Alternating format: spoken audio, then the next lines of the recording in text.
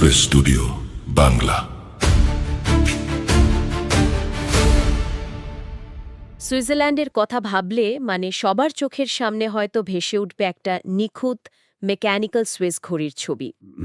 একদম সেই trademark Swiss ঘড়ি। ঠিক, ভেতরের প্রতিটি ছোট ছোট গিয়ার, প্রতিটি কাটা একদম নিখুঁত ছন্দে ঘুরছে। কোনো ভুল নেই, কোনো তাড়াহুড়ো নেই, সবকিছু চলছে অত্যন্ত সুশৃঙ্খলভাবে। কিন্তু একটু কল্পনা করুন তো, সেই শত বছরের পুরনো নিখুঁত মেকানিক্যাল ঘড়িটাকে যদি হঠাৎ করে একটি আধুনিক কৃত্রিম বুদ্ধিমত্তা বা এআই চালিত ডেটা সেন্টারের সাথে যুক্ত করে দেওয়া হয়। আরে হ্যাঁ, সাংঘাতিক একটা ব্যাপার হবে তো। হ্যাঁ, যেখানে প্রতি সেকেন্ডে হাজার হাজার অপ্রত্যাশিত বিভ্রান্তিকর ডিজিটাল সিগন্যালস আসছে, তখন গিয়ারগুলো যতই নিখুঁত হোক না কেন, পুরো সিস্টেমটাই তো একটা অচেনা প্রচণ্ড চাপের মুখে পড়বে, তাই না? একদম ঠিক বলেছেন। ভেতরের গিয়ারগুলো হয়তো তখনও নিজেদের চেনা ছন্দে ঘোরার চেষ্টা করবে, কিন্তু বাইরের সেই প্রচণ্ড গতি, বেটা আর অস্থিরতার কারণে পুরো মেকানিজমে একটা বড় ধরনের ধাক্কা লাগবে। পুরনো নিয়মগুলো নতুন এই পরিস্থিতির সাথে খাপ খাইয়ে নিতে রীতিমতো হিমশিম খাবে। ঠিক তাই। আর আজকের এই গভীর বিশ্লেষণে আপনাদের সবাইকে স্বাগত। আমাদের আজকের মিশন হলো ঠিক এই পরিস্থিতিটাই খুব কাছ থেকে দেখা। মার্চ 2026-এর এই ঘটনাবহুল সময় দাঁড়িয়ে আমরা সুইজারল্যান্ডের ভেতরের রাজনীতি, অর্থনীতি এবং আন্তর্জাতিক সম্পর্কের একটা পরিষ্কার চিত্র তুলে ধরার চেষ্টা করব। হুম আর আজকের এই আলোচনার জন্য আমাদের হাতে বেশ কিছু চমৎকার উৎস আছে। হ্যাঁ, আজকের এই নিবিড় পর্যালোচনার জন্য আমরা বেশ কিছু নির্ভরযোগ্য উৎসের উপর নির্ভর করছি, যার মধ্যে রয়েছে উইকিপিডিয়া, সুইস সরকারি নথিপত্র বা admin.ch, ইকোনমি সুইসের মতো শক্তিশালী ব্যবসায়ী জোটের সমালোচনা। পাশাপাশি সুইস ন্যাশনাল ব্যাংক বা এসএনবি এর আর্থিক প্রতিবেদনও আছে আমাদের কাছে। একদম, সাথে OECD এর একটা অত্যন্ত চমকপ্রদ গবেষণা এবং বিভিন্ন আন্তর্জাতিক সংবাদ মাধ্যমের রিপোর্টও থাকছে। পেছনের কারণগুলো বিশ্লেষণ করার সুযোগ পাচ্ছি, কারণ কোনো দেশের সামগ্রিক চিত্র আসলে কখনো একটিমাত্র লেন্স দিয়ে পুরোপুরি বোঝা সম্ভব নয়। তা তো বটেই। তবে মূল আলোচনায় যাওয়ার আগে একটা বিষয় খুব স্পষ্টভাবে জানিয়ে রাখা প্রয়োজন। আমাদের আজকের এই উৎসগুলোতে ডানপন্থী এবং বামপন্থী উভয় ধরনের রাজনৈতিক মতাদর্শের জোরালো উপস্থিতি রয়েছে। হ্যাঁ, বেশ কিছু সেন্সিটিভ ইস্যু আছে এখানে। ঠিক, যেমন ধরুন এসপিপি এর জনসংখ্যা নিয়ন্ত্রণ উদ্যোগ, জলবায়ু তহবিল গঠন নিয়ে বিতর্ক, কিংবা পারমাণবিক শক্তির প্রত্যাবর্তনের মতো স্পর্শকাতর বিষয়। আমরা স্পষ্টভাবে জানাতে চাই যে আজকের এই বিশ্লেষণে আমরা কোনো নির্দিষ্ট রাজনৈতিক পক্ষ নিচ্ছি না। বা কোনো মতাদর্শকে সমর্থনও করছি না। একদম, আমাদের একমাত্র লক্ষ্য হল মূল উৎসগুলোতে থাকা তথ্য এবং ধারণাগুলো সম্পূর্ণ নৈর্ব্যক্তিকভাবে এবং নিরপেক্ষ দৃষ্টিকোণ থেকে বিশ্লেষণ করা। হ্যাঁ, আমাদের কাজ হলো শুধু ঘটনাগুলো আপনাদের সামনে তুলে ধরা নয়, বরং এর পেছনের কেন আর কিভাবে কাজ করছে সেই মেকানিজম বা কার্যকারণগুলো বিশ্লেষণ করা। চলুন তাহলে শুরু করা যাক।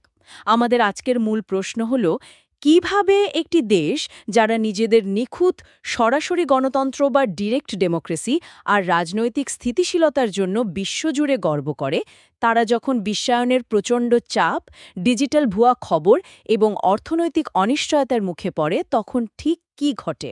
এটা আসলেই একটা বড় প্রশ্ন। আর এই প্রশ্নের উত্তর খুঁজতে প্রথমেই আমাদের তাকাতে হবে ৮ই মার্চ ২০২৬-এর জাতীয় গণভোটের ফলাফলের দিকে। সুইস নাগরিকদের এই সরাসরি সিদ্ধান্ত নেওয়ার ক্ষমতা তো বিশ্বজুড়ে একটা দারুণ উদাহরণ। কিন্তু এবারের ফলাফলগুলো একটু অন্যরকম বার্তার ইঙ্গিত দিচ্ছে। এবারের গণভোটগুলো আসলে সুইস সমাজের বর্তমান মানসিক অবস্থার একটা দারুণ এক্স-রে রিপোর্ট বলা যেতে পারে। ঠিক তাই, চলুন বিষয়টা একটু ভেঙে বুঝি। প্রথমত, সংবিধানে নগদ অর্থের ব্যবহার নিশ্চিত করার জন্য যে ক্যাশেস ফ্রিডম বা নগদ অর্থই স্বাধীনতা নামের উদ্যোগটি ছিল, সেটি কিন্তু প্রয়োজনীয় সমর্থন না পেয়ে বাতিল হয়ে গেছে। আচ্ছা। অথচ চমকপ্রদ ব্যাপার হল, এর ঠিক বিপরীতে থাকা সরকারের কাউন্টার প্রপোজাল বা পাল্টা প্রস্তাবটি বিশাল সংখ্যাগরিষ্ঠতায় জয়ী হয়েছে। এই পাল্টা প্রস্তাবটি নগদ অর্থের ব্যবহার নিশ্চিত করবে ঠিকই, কিন্তু সংবিধানে কোনো কঠোর আইনি বাধ্যবাধকতা চাপিয়ে দেবে না। এই জায়গাতে সুইস ভোটারদের মনস্তত্ত্বটা খুব পরিষ্কার হয়ে ওঠে। তারা কেন মূল প্রস্তাবটা বাতিল করল আর পাল্টা প্রস্তাবটা গ্রহণ করল? হ্যাঁ, কারণটা কি আসলে? এর পেছনের কারণটা হলো ফ্লেক্সিবিলিটি বা নমনীয়তার আকাঙ্ক্ষা। মানে ডিজিটাল যুগে সব কিছুর ওপর নজরদারি হতে পারে, এই ভয় থেকে সাধারণ মানুষ নগদ অর্থ টিকিয়ে রাখতে চায়। তারা চায় পকেটে ক্যাশ থাকুক। এটা খুব স্বাভাবিক একটা চাওয়া। কিন্তু একই সাথে তারা এতটা কট্টর হতে রাজি নয় যে বিষয়টাকে একদম সংবিধানে খোদাই করে ফেলতে হবে। কারণ সংবিধানে কিছু লেখা হলে সেটা পরিবর্তন করা অনেক কঠিন। ও আচ্ছা। তারা রাষ্ট্রযন্ত্রকে একটা বার্তা দিল, আমরা ক্যাশ চাই, কিন্তু তার জন্য রাষ্ট্রের হাত পা পুরোপুরি বেঁধে ফেলতে চাই না। মানে তারা পরিবর্তন বা নিশ্চয়তা চাইছে, কিন্তু খুব সাবধানে, মেপে মেপে, চরমপন্থা পরিহার করে বাস্তবসম্মত পথ বেছে নিচ্ছে। একদম। শুধু নগদ অর্থের ব্যাপারেই নয়, অন্যান্য উদ্যোগেও কিন্তু একই চিত্র দেখা গেছে। যেমন সম্প্রচার ফি বা এসআরজি ফি একটা নির্দিষ্ট অঙ্কে সীমিত করার যে প্রস্তাব ছিল সেটাও বাতিল হয়েছে। আবার ফেডারেল জলবায়ু তহবিল গঠনের উদ্যোগটিও 29.29% সমর্থন পেয়ে বাতিল হয়ে গেছে। এটাও বাতিল হলো। হ্যাঁ, অন্যদিকে ব্যক্তিগত কর ব্যবস্থা বা বিবাহিতদের আলাদা কর দেওয়ার নিয়মটি 54.26% ভোটে পাশ হয়েছে। এই জলবায়ু তহবিলের উদ্যোগটি বাতিল হওয়া কিন্তু অনেকের কাছে বিস্ময়কর মনে হতে পারে। কারণ সুইজারল্যান্ড তার প্রাকৃতিক সৌন্দর্য আর আল্পস পর্বতমালার জন্য বিখ্যাত, আর জলবায়ু পরিবর্তনের প্রভাব সেখানে খুব স্পষ্ট। তাই তো, তারপরও কেন ভোটাররা এটা বাতিল করল? এর পেছনের কারণটা পরিবেশবিরোধী মানসিকতা নয়, বরং অর্থনৈতিক বাস্তবতা। বর্তমান ইউরোপে মুদ্রাস্ফীতি এবং জীবনযাত্রার ব্যয় বৃদ্ধির যে চাপ রয়েছে, তার মধ্যে সুইস ভোটাররা হয়তো মনে করেছেন যে রাষ্ট্র নিয়ন্ত্রিত একটা বিশাল জলবায়ু তহবিল শেষ পর্যন্ত করদাতাদের ওপরই নতুন বোঝা হয়ে দাঁড়াবে। আচ্ছা, বুঝতে পেরেছি। তারা আবেগের চেয়ে নিজেদের পকেটের নিরাপত্তাকে বেশি গুরুত্ব দিয়েছেন। হ্যাঁ, এই বাস্তববাদিতা নিঃসন্দেহে প্রশংসনীয়। নাগরিকরা অত্যন্ত যুক্তিবাদী এবং মেপে মেপে সিদ্ধান্ত নিচ্ছেন। কিন্তু ঠিক এই যুক্তিবাদিতার জায়গাতেই একটা বিরাট প্যারাডক্স বা স্ববিরোধিতা তৈরি হয়েছে। প্যারাডক্স সেটা কীরকম? সুইস নাগরিকরা রাষ্ট্র পরিচালনায় সরাসরি ভোট দিচ্ছেন, জটিল আইন নিয়ে পড়াশোনা করছেন, সব ঠিক আছে। কিন্তু ওইসিডির একটা সাম্প্রতিক গবেষণা আমাদের সামনে এমন একটা তথ্য এনে হাজির করেছে যা রীতিমতো চমকে দেওয়ার মতো। আচ্ছা। সুইসরা ভোটাধিকার প্রয়োগে যতটাই পটু হোক না কেন, ফেক নিউজ বা ভুয়া খবর শনাক্ত করার ক্ষেত্রে তারা ভয়াবহ রকমের দুর্বল। আরে, এটা সত্যি একটা বড় ধাক্কা দেওয়ার মতো তথ্য। যে দেশের মানুষ বছরে 4 বার জাতীয় পর্যায়ের গণভোটে অংশ নেয়, তারা ভুয়া খবর ধরতে পারে না? হ্যাঁ, শুনতে অবাক লাগলেও এটাই সত্যি। ওইসিডি 21টি উন্নত দেশের ওপর একটা স্টাডি চালিয়েছে। সেখানে ভুয়া খবর শনাক্ত করার সক্ষমতায় সুইজারল্যান্ডের অবস্থান একদম শেষের দিক থেকে তৃতীয়। শেষের দিক থেকে তৃতীয়? হ্যাঁ, বিশেষ করে ইচ্ছাকৃত অপতথ্য বা ডিসইনফরমেশন ধরার ক্ষেত্রে তারা মাত্র 55% সফল। এখানে আমার একটা উপমার কথা মনে পড়ছে। এটা অনেকটা এমন যে একজন অত্যন্ত দক্ষ নাবিক, যিনি বছরের পর বছর ধরে মহাসাগর পাড়ি দিচ্ছেন, ঝড়ের মধ্যে কিভাবে জাহাজ সামলাতে হয় তা তার খুব ভালো করেই জানা। কিন্তু হঠাৎ করে তাকে একটা নতুন এবং ত্রুটিপূর্ণ ডিজিটাল জিপিএস সিস্টেম দেওয়া হলো। এখন সেই নাবিকের জাহাজ চালানোর দক্ষতায় কোনো ঘাটতি নেই, কিন্তু ওই ত্রুটিপূর্ণ জিপিএসের কারণে তিনি বারবার নিজের চেনা সমুদ্রেই পথ হারিয়ে ফেলছেন। খুব চমৎকার আর জুৎসই একটা উপমা দিয়েছেন। নাবিকের নিজের লজিকে বা বিশ্লেষণিক ক্ষমতায় কোনো সমস্যা নেই, সমস্যাটা হলো তাকে যে ইনপুট বা তথ্য দেওয়া হচ্ছে সেখানে। এখন প্রশ্ন হলো, এমনটা কেন হচ্ছে? সুইসদের তো রাজনৈতিক সচেতনতা অন্য যে কোনো দেশের চেয়ে বেশি। হ্যাঁ, কেন তারা এই তথ্যের গোলধাঁধায় এত সহজে বিভ্রান্ত হচ্ছেন? এর পেছনে গভীরে কিছু মনস্তাত্ত্বিক এবং কাঠামোগত কারণ আছে। গবেষণায় দেখা গেছে যে সুইসদের মাত্র 37% সামাজিক যোগাযোগ মাধ্যম থেকে খবর পড়েন। এটা তো অন্যান্য দেশের তুলনায় বেশ কম, তাই না? অনেকটাই কম। তাহলে তারা ভুয়া খবরের ফাঁদে পড়ছেন কিভাবে? সমস্যাটা হলো কনটেক্সচুয়াল ডিসেপশন বা খণ্ডিত তথ্যের প্রতারণা, বুঝতে না পারা। এই কনটেক্সচুয়াল ডিসেপশন বিষয়টা আরেকটু ভেঙে বলা যায় কি? অবশ্যই। সরাসরি গণতন্ত্রের চর্চা করার কারণে সুইসরা অফিসিয়াল বুকলেট বা সরকারি নথিপত্র পড়ে অভ্যস্ত। যখন তারা ইন্টারনেটে কোনো খবর দেখেন, তাদের ব্রেন ধরে নেয় যে এটাও হয়তো বস্তুনিষ্ঠ। ধরুন সোশ্যাল মিডিয়ায় একটা সত্যিকারের ছবি ছড়িয়ে পড়ল। আচ্ছা, ছবিটা হয়তো 5 বছর আগের অন্য কোনো দেশের একটা ভয়ঙ্কর বন্যার বা দাঙ্গার ছবি। ছবিটা ফটোশপ করা নয়, একদম আসল, কিন্তু ক্যাপশনে লেখা হলো, দেখুন অভিবাসীদের কারণে আজ সুইজারল্যান্ডের অমুক শহরে কি ভয়াবহ অবস্থা তৈরি হয়েছে। ও বুঝতে পেরেছি। এখানে ইনপুট হিসেবে ছবিটা ভুয়া নয়, কিন্তু যে প্রেক্ষাপটে বা কনটেক্সটে সেটা ব্যবহার করা হচ্ছে সেটা সম্পূর্ণ মিথ্যা এবং উদ্দেশ্যপ্রণোদিত। সুইস নাগরিকরা যেহেতু তথ্যের বস্তুনিষ্ঠতায় বিশ্বাস করে অভ্যস্ত, তারা ডিজিটাল যুগের এই নতুন ধরনের সূক্ষ্ম কারসাজি বোঝার ক্ষেত্রে মারাত্মকভাবে পিছিয়ে পড়ছেন। ওটা একটা ভয়ঙ্কর পরিস্থিতি, কারণ সাধারণ ভোটাররা যখন আউট অফ কনটেক্সট বা খণ্ডিত তথ্যের কারণে অনলাইনে সহজেই প্রভাবিত হচ্ছেন, তখন সরকারের পক্ষে কোনো সাহসী বা দীর্ঘমেয়াদী সংস্কারের জন্য জনগণের কাছ থেকে পরিষ্কার ম্যান্ডেট পাওয়া প্রায় অসম্ভব হয়ে দাঁড়ায়। একদম ঠিক। আর ঠিক এই রাজনৈতিক স্থিবিরতা নিয়েই সুইস ব্যবসায়িক খাত এখন প্রচণ্ড ক্ষুব্ধ। ভোটারদের এই বিভ্রান্তি থেকে স্বভাবতই চোখ যায় সরকারের দিকে। সরকার কি সঠিক দিকনির্দেশনা দিতে পারছে? এই প্রশ্নটাই এখন সুইজারল্যান্ডের অভ্যন্তরীণ রাজনীতিতে সবচেয়ে বড় বিতর্কের বিষয়। বিশেষ করে ইকোনমি সুইসের মতো শক্তিশালী ব্যবসায়িক জোট সরকারের উপর রীতিমতো খড়গহস্ত হয়েছে। ঠিক, ইকোনমি সুইসের বিদায়ী চেয়ারম্যান ক্রিস্টফ ম্যাদার তো সরাসরি ফেডারেল কাউন্সিলের তীব্র সমালোচনা করেছেন। তার মতে সুইস সরকারের কোনো অগ্রাধিকারের তালিকা বা প্রায়োরিটি লিস্ট নেই। ম্যাডার বেশ কড়া কথাই বলেছেন। হ্যাঁ, তিনি বলছেন সরকার কোনো দীর্ঘমেয়াদী ভিশন নিয়ে এগোচ্ছে না, বরং তারা শুধু সাময়িক তালি বা প্যাচ লাগানোর কাজ করছে। বড় বড় কাঠামোগত বিষয় যেমন ফেডারেল অর্থায়ন, জাতীয় প্রতিরক্ষা ব্যবস্থা বা পেনশনের মতো বিষয়গুলো তারা এড়িয়ে যাচ্ছে। ম্যাডারের একটা বড় যুক্তি হল বাজেটের প্রায় 60% আগে থেকেই আইন দ্বারা নির্দিষ্ট করা থাকায় সরকারের হাত পা আক্ষরিক অর্থেই বাঁধা। তা তো বটেই। ম্যাডারের এই কথাগুলো সুইস ব্যবসায়িক খাতের একটা গভীর হতাশার প্রতিফলন। তারা দেখছে যে বিশ্ব অর্থনীতি দ্রুত বদলাচ্ছে, ইউরোপিয়ান ইউনিয়ন নতুন নতুন নীতি আনছে, কিন্তু সুইস সরকার সেই গতির সাথে তাল মেলাতে পারছে না। কিন্তু ক্রিস্টফ ম্যাডারের এই সমালোচনা কি পুরোপুরি যৌক্তিক বা ন্যায্য? সুইজারল্যান্ডের মতো এমন একটা জটিল রাজনৈতিক ব্যবস্থায়, যেখানে ফেডারাল কাউন্সিলে কোনো একক দলের সংখ্যাগরিষ্ঠতা থাকে না আর প্রতিটি বড় সিদ্ধান্ত ঐকমত্যের ভিত্তিতে নিতে হয়, সেখানে কেউ চাইলেই তো হুট করে বড় কোনো পরিবর্তন করতে পারে না। এটাও ঠিক। বাজেটের 60% যদি আগে থেকেই নির্দিষ্ট খাতে বরাদ্দ থাকে, তবে বাকি 40% দিয়ে সরকার রাতারাতি কিভাবে জাদুকরি কিছু করে ফেলবে?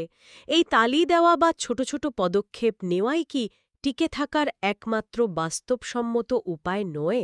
এটা খুবই চমৎকার একটা পাল্টা যুক্তি। ম্যাডার হয়তো কর্পোরেট সিইওর দৃষ্টিকোণ থেকে দেখছেন, যেখানে একজন সিইও চাইলেই রাতারাতি কোম্পানির কাঠামো বদলে ফেলতে পারেন। কিন্তু রাষ্ট্র তো সেভাবে চলে না। একদমই না। সরকার যে একেবারেই হাত গুটিয়ে বসে আছে তা কিন্তু নয়। এর সবচেয়ে বড় প্রমাণ হল ইউরোপীয় ইউনিয়নের সাথে সম্পর্ক নির্ধারণের নতুন উদ্যোগ, সুইস ইউ বায়োল্যাটারালস 3 প্যাকেজ। 13ই মার্চ 2026-এ ফেডারাল কাউন্সিল এটি আনুষ্ঠানিক অনুমোদনের জন্য পার্লামেন্টে পাঠিয়েছে। ইউরোপীয় ইউনিয়নের সাথে সম্পর্ক ঠিক রাখা তো সুইজারল্যান্ডের জন্য আক্ষরিক অর্থে বাঁচা মরার লড়াই, তাই না? একদম। সুইজারল্যান্ড ভৌগোলিক এবং অর্থনৈতিকভাবে ইউরোপের ঠিক মাঝখানে অবস্থিত হলেও তারা ইউ-এর সদস্য নয়, তাই ব্যবসা বাণিজ্য চালানোর জন্য তাদের শত শত দ্বিপক্ষীয় চুক্তির ওপর নির্ভর করতে হয়। হ্যাঁ। আর এই বাইল্যাটারালস 3 প্যাকেজটিকে কোনোভাবেই শুধু তালি দেওয়া বলা যাবে না। এটি একটা সুদূরপ্রসারী পদক্ষেপ। এর মাধ্যমে বিদ্যুৎ, জনস্বাস্থ্য এবং খাদ্য নিরাপত্তার মতো অত্যন্ত গুরুত্বপূর্ণ বিষয়গুলোতে ইউরোপের সাথে সুইজারল্যান্ডের সম্পর্ক একটা স্থিতিশীল আইনি কাঠামোর ওপর দাঁড়াবে। এটা তো বিশাল ব্যাপার। তাছাড়া হরাইজন ইউরোপের মতো বিলিয়ন ডলারের ইউরোপীয় গবেষণা প্রকল্পগুলোতে সুইস বিজ্ঞানীদের অংশগ্রহণও এর মাধ্যমে নিশ্চিত হবে। যদি এই চুক্তি না হয়, সুইস বিশ্ববিদ্যালয়গুলো থেকে মেধা পাচার বা ব্রেন ড্রেন শুরু হতে পারে। কিন্তু ইউরোপের সাথে এই চুক্তির ক্ষেত্রে সুইসদের সবচেয়ে বড় ভয়ের জায়গা তো ছিল তাদের নিজস্ব শ্রমবাজার নিয়ে। সুইজারল্যান্ডে বেতন ইউরোপের অন্যান্য দেশের তুলনায় অনেক বেশি। সীমান্ত খুলে দিলে তো সস্তা শ্রমিকের ঢল নামবে, তাই না? ঠিক এই জায়গাতেই চুক্তির একটা খুব গুরুত্বপূর্ণ মেকানিজম কাজ করবে, যাকে বলা হচ্ছে সেফগার্ড ক্লজ বা সুরক্ষামূলক ধারা। আচ্ছা, এই সেফগার্ড ক্লজটা আসলে কিভাবে কাজ করে? খুব সহজভাবে বললে এটা হলো একটা ইমার্জেন্সি ব্রেকের মতো। চুক্তি অনুযায়ী ইউরোপীয়রা সুইজারল্যান্ডে কাজের সুযোগ পাবে ঠিকই, কিন্তু যদি হঠাৎ করে দেখা যায় যে মাত্রাতিরিক্ত সস্তা শ্রমিক এসে সুইস নাগরিকদের চাকরি হুমকিতে ফেলছে বা বেতনের মান কমিয়ে দিচ্ছে, তখন তারা ব্রেক কষবে। হ্যাঁ, তখন সুইস সরকার এই সেফগার্ড ক্লজ ব্যবহার করে সাময়িকভাবে শ্রমিক প্রবেশ নিয়ন্ত্রণ করতে পারবে। তবে ম্যাডার যেমনটি সতর্ক করেছেন, এই আলোচনা 2014 সাল থেকে চলছে। ইউরোপের ধৈর্যেরও একটা সীমা আছে। তা তো বটে। ইউ এখন একটা লেভেল প্লেইং ফিল্ড বা সমান সুযোগের ক্ষেত্র চাইছে।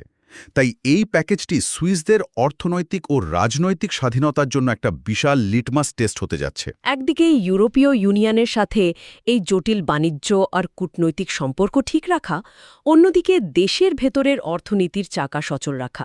এই জোড়াচাপ সামলানো রীতিমতো দোরাবাজির মতো ব্যাপার। একদম ঠিক বলেছেন। আর এই ভেতরের অর্থনীতিকে সচল রাখার প্রসঙ্গ আসলেই আমাদের তাকাতে হবে সুইস ন্যাশনাল ব্যাংক বা এসএনবির দিকে। কারণ বহির্বিশ্বের এই প্রবল চাপের মুখে অভ্যন্তরীণ অর্থনৈতিক ইঞ্জিনকে সচল রাখতে এসএনবি সম্প্রতি একটা অভাবনীয় পদক্ষেপ নিয়েছে।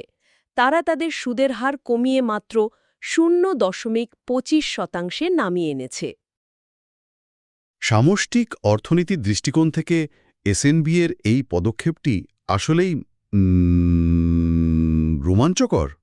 পুরো বিশ্ব যখন মুদ্রাস্ফীতি সামলাতে সুদের হার বাড়িয়ে রাখছে, তখন সুইস ন্যাশনাল ব্যাংক উল্টো পথে হাঁটছে। এটাই সবচেয়ে বড় কৌতূহলের জায়গা। সুইজারল্যান্ডে মুদ্রাস্ফীতি তো এখনই বেশ কম।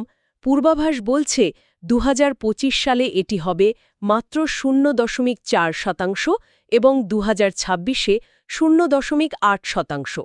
মানে জিনিসপত্রের দাম সেভাবে বাড়ছেই না। তাহলে তারা কেন এখনই সুদের হার কমাচ্ছে?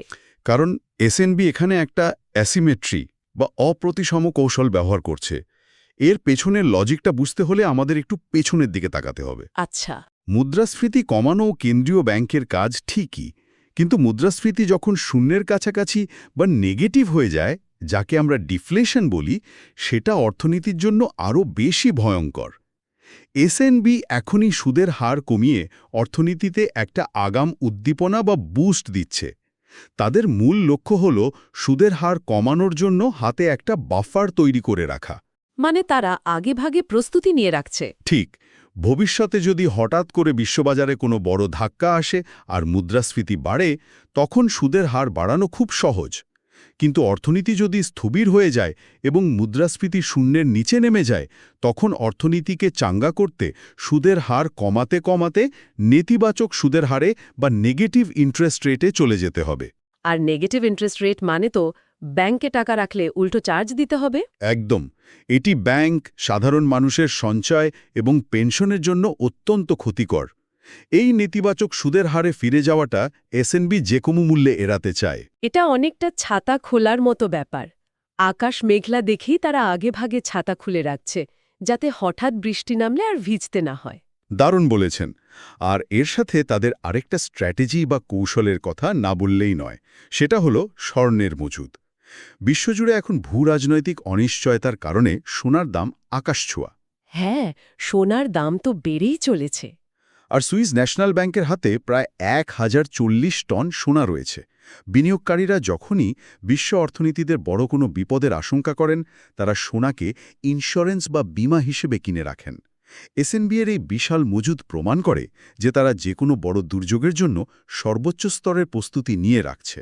এসএনবি এর এই সুদের হার কমানোটা তো গেল অর্থনীতির ইঞ্জিনকে মসৃণ রাখার একটা কৌশল। কিন্তু আধুনিক যুগে যে কোনো ইঞ্জিন ঘোরাতেই তো বিপুল পরিমাণ শক্তি বা জ্বালানি লাগে। আর এই জ্বালানির প্রশ্নে সুইজারল্যান্ড এখন এক অভাবনীয় মোড়ে এসে দাঁড়িয়েছে। পারমাণবিক শক্তির বিষয়টা বলছেন তো? হ্যাঁ, আমরা যদি পারমাণবিক শক্তির দিকে তাকাই, ঠিক ফুকুশিমা বিপর্যয়ের 15তম বার্ষিকীতে একটা যুগান্তকারী ঘটনা ঘটেছে। সুইস সিনেট 26-12 ভোটে নতুন পারমাণবিক বিদ্যুৎ কেন্দ্র নির্মাণের ওপর যে নিষেধাজ্ঞা ছিল তা তুলে নেওয়ার পাল্টা প্রস্তাব গ্রহণ করেছে। এটা আধুনিক সুইস ইতিহাসের সবচেয়ে বড় নীতিগত ইউ-টার্নগুলোর একটা। কারণ মাত্র কয়েক বছর আগে 2017 সালেই কিন্তু সুইসরা গণভোটের মাধ্যমে সিদ্ধান্ত নিয়েছিল যে তারা আর পারমাণবিক শক্তির দিকে যাবে না, ধীরে ধীরে পারমাণবিক চুল্লিগুলো বন্ধ করে দেবে। এই ব্যাপারটা আমাকে দারুণভাবে ভাবাচ্ছে। আমি যদি আগের সেই ইঞ্জিনের উপমাটায় ফিরে যাই, এসএনবির সুদের হার কমানোটা হলো জাহাজের ইঞ্জিনকে মসৃণ রাখার জন্য লুব্রিকেন্ট বা তেল দেওয়া। ঠিক। কিন্তু পারমাণবিক শক্তির এই নতুন সিদ্ধান্ত হল জাহাজটি ঠিক কোন ধরনের জ্বালানিতে চলবে সেই মৌলিক বিষয়টাই পুরোপুরি পাল্টে ফেলার একটা দুঃসাহসী চেষ্টা। উপমাটা একেবারে নিখুঁত। অর্থনীতি যদি এগোতে চায় তবে তার জন্য প্রয়োজন নিরবচ্ছিন্ন, নির্ভরযোগ্য এবং বিপুল পরিমাণ শক্তি।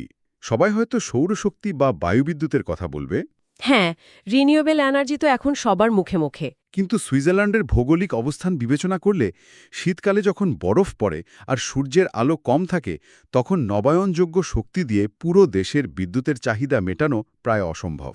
ইলেকট্রিক গাড়ি, হিটিং সিস্টেম আর এখন এই এআই ডেটা সেন্টারের কারণে বিদ্যুতের চাহিদা রকেট গতিতে বাড়ছে। তার মানে ইউরোপের অন্যান্য দেশ থেকে বিদ্যুৎ আমদানির ওপর নির্ভরতা কমানো আর নিজেদের অর্থনৈতিক প্রবৃদ্ধি ধরে রাখার জন্য পারমাণবিক শক্তিতে ফিরে যাওয়াটা ছাড়া আর কোনো উপায়কে খোলা ছিল?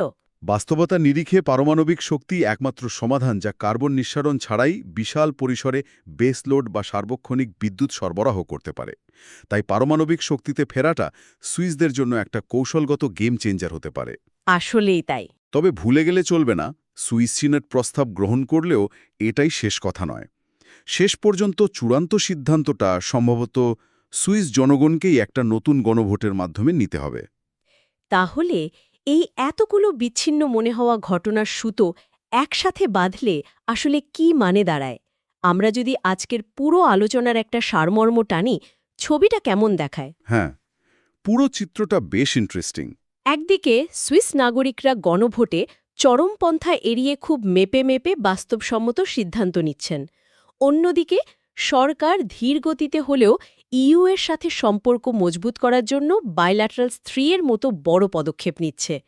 অর্থনীতির চাকা সচল রাখতে কেন্দ্রীয় ব্যাংক আগাম প্রস্তুতি হিসেবে সুদের হার কমাচ্ছে। আর ভবিষ্যতের জ্বালানি নিরাপত্তার জন্য পারমাণবিক শক্তির মতো বিতর্কিত পথে পুনরায় হাঁটার সাহস করছে। কিন্তু এই যাত্রাপথে দুটো খুব বড় আর বিপজ্জনক কাঁটা রয়েই গেছে।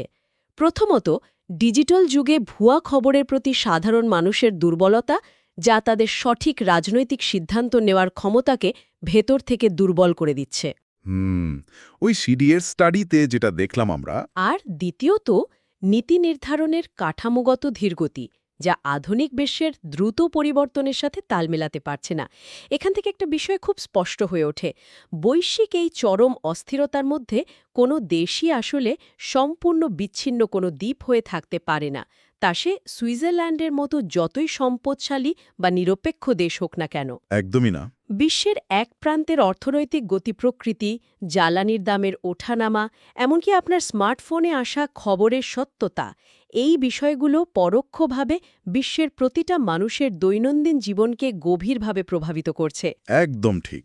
বিশ্বায়নের এই যুগে এক দেশের নীতির ঢেউ অন্য দেশে লাগবেই, আর সুইজারল্যান্ড সেই ঢেউয়ের সাথে নিজেদের মানিয়ে নেওয়ার জন্য তাদের নিজস্ব স্টাইলে কিছুটা দ্বিধা আর কিছুটা সাহসের সাথে লড়াই করে যাচ্ছে। আর এই লড়াইয়ের প্রেক্ষাপটেই আজকের গভীর বিশ্লেষণের শেষে আপনাদের জন্য একটা গভীর চিন্তার খোরাক ছেড়ে দিতে চাই। আজকের এই বিশ্বে, যেখানে কৃত্রিম বুদ্ধিমত্তার যুগে সেকেন্ডের ভগ্নাংশে মিথ্যে খবর চারদিকে ছড়িয়ে পড়ে, যেখানে ভূরাজনৈতিক সংকট চোখের পলকের রূপ বদলায়, সেখানে সুইজারল্যান্ডের এই ধীর গতির, ঐকমত্য ভিত্তিক সরাসরি গণতন্ত্রের মডেল কি 2030-এর দশকের এই প্রচণ্ড গতি সামলাতে পারবে? এটা একটা দারুণ প্রশ্ন। নাকি আধুনিক বিশ্বের এই ঝড়ের মুখে টিকে থাকার স্বার্থেই তাদের কয়েক শতাব্দীর পুরনো এই ব্যবস্থাকে আমূল বদলে ফেলতে হবে? এটি এমন একটি প্রশ্ন যার উত্তর শুধু সুইজারল্যান্ডের জন্যই নয়, বরং বিশ্বজুড়ে গণতান্ত্রিক কাঠামোর ভবিষ্যৎ বোঝার জন্য অত্যন্ত জরুরি। দেখা যাক সামনের দিনগুলো আমাদের কোন উত্তরের দিকে নিয়ে যায়। আজকে এ পর্যন্তই। পরবর্তী গভীর বিশ্লেষণে নতুন কোনো জটিল প্রসঙ্গের সহজ বিশ্লেষণ নিয়ে আবার কথা হবে আপনাদের সাথে। ততক্ষণ পর্যন্ত সবাই ভালো থাকবেন। হ্যাঁ, কৌতূহলী থাকুন, চারপাশের ঘটনাগুলোকে প্রশ্ন করতে শিখুন, আর অবশ্যই তথ্যের সত্যতা যাচাই করে নেবেন। বিদায়। Swiss studio Bangla.